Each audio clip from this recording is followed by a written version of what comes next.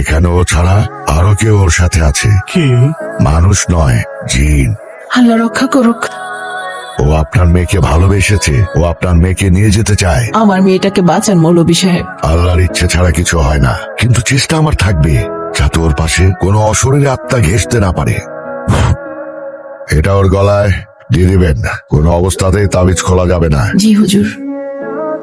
মা, আমার গলায় তাবিজ কিসের? কিছু না, হুজুর দিয়ে গেছে। খবরদার তাবিজটা একদম গলা থেকে খুলবি না। হঠাৎ হুজুর কেন বাসায় আসলো? আর তাবিজই বা কেন পড়ালো? তোর বিয়েতে যাতে কোনো সমস্যা না হয় এই জন্য মা।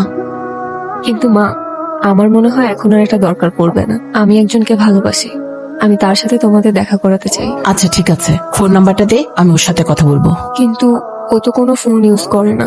আচ্ছা ঠিক আছে, বাসার ঠিকানাটা দে, আমি যোগাযোগ করব। সেটাও তো জানি না।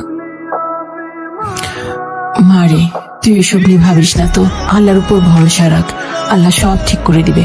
তোর এসব নিয়ে ভাবতে হবে না তো, তুই রেস্ট নে, ঘুমা।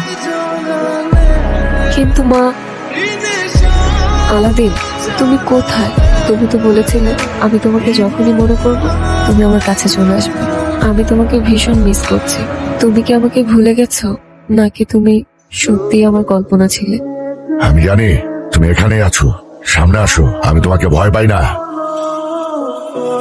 কে তুমি? আলাদিন। না, তুমি মানুষ না, তুমি জিন। এটা তোমার জগৎ না। মানুষ আর জিন এক হতে পারে না, এটাই খোদার বিধান। তুমি যতবার জানার কাছে যাবে ততবারই ওর ক্ষতি করবে। তুমি আগুন আর ও মাটি। তুমি কি করছো তুমি বুঝতে পারছো? আমাকে বোঝানোর চেষ্টা করো না, আমি ভালোবাসি ওকে।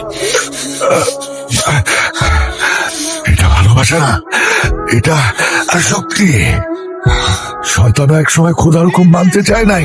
তুমি কি সেই পথে যাচ্ছ?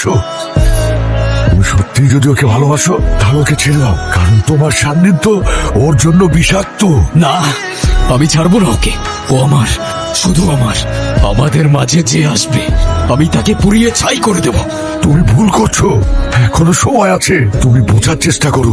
ওই তাবিজ ওর গলার থেকে খুলে ফেলো, শেষবারের মতো বলছি, না হয় সব ধ্বংস হয়ে যাবে। আলাদিন, তুমি কোথায়? কেন আসছো না তুমি? আমার তো তোমাকে ছাড়া একটা মিনিটও ভালো লাগছে না। প্লিজ আলাদিন, একটা বার আমার সামনে আসো। Please Aladdin, please.